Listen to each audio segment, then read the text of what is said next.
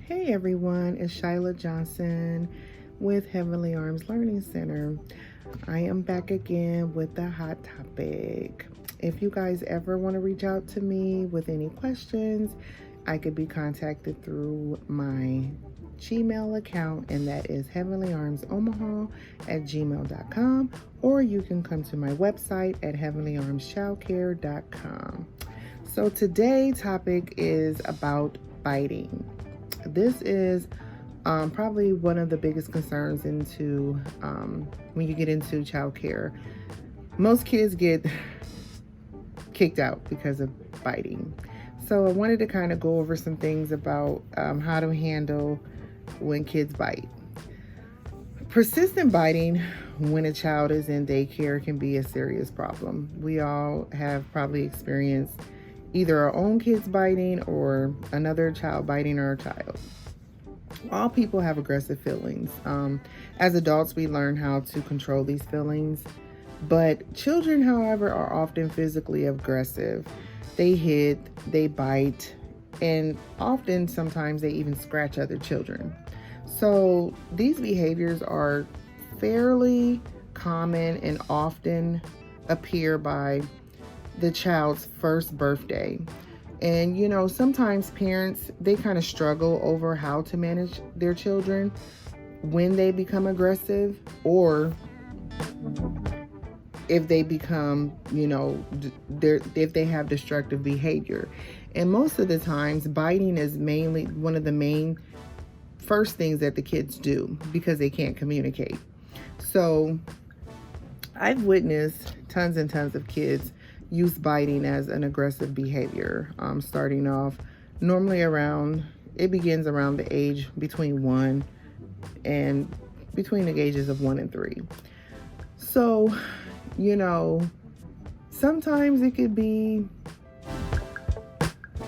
fairly innocent, you just kind of have to watch it.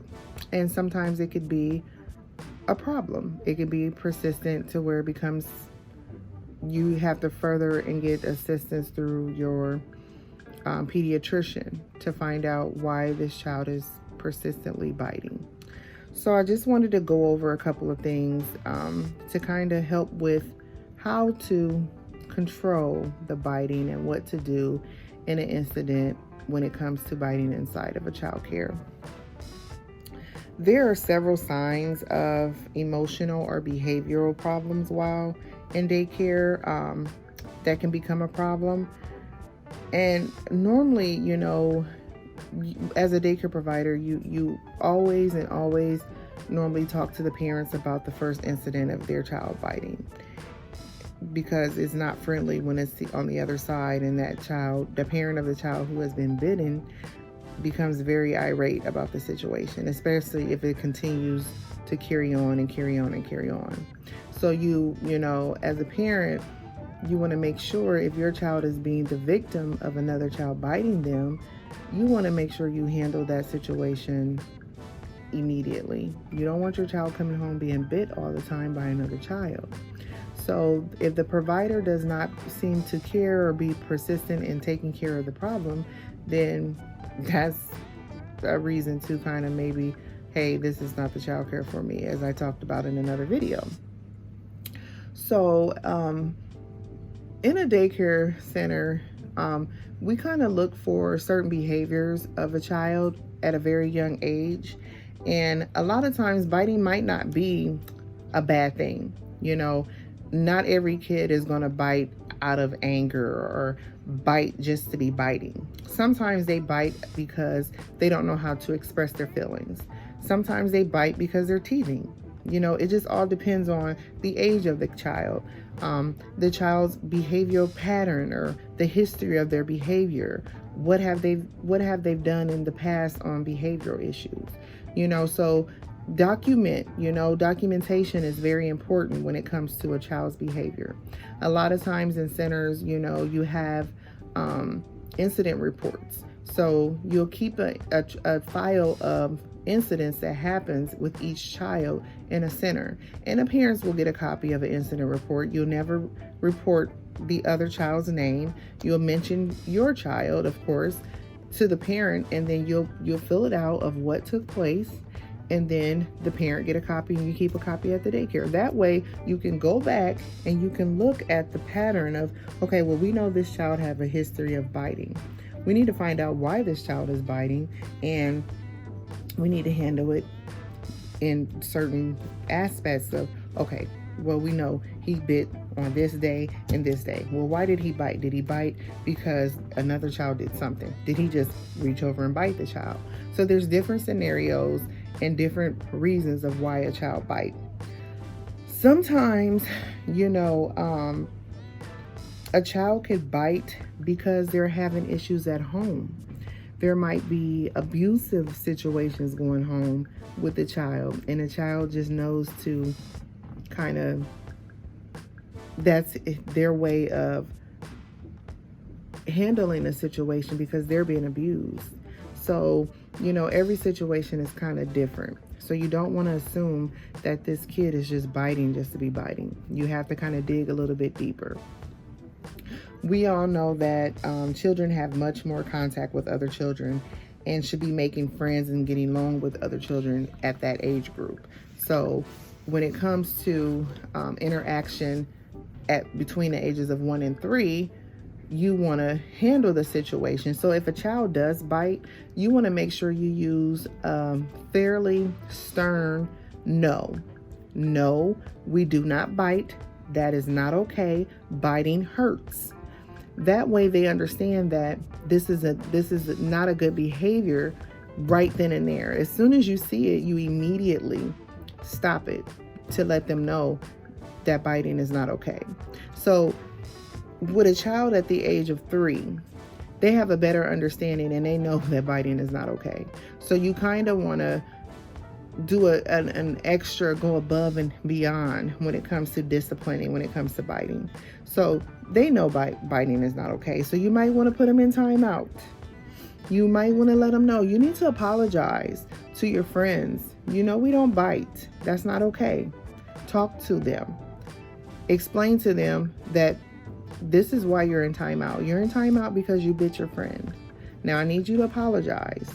But when you're doing it to a 1-year-old, you have to be stern with them. Maybe give them some negative attention. Don't pick them up or don't play with them for 5 minutes because they bit another kid. So you have to kind of redirect them in a way that they can understand. So again, with age appropriate discipline when it comes to biting.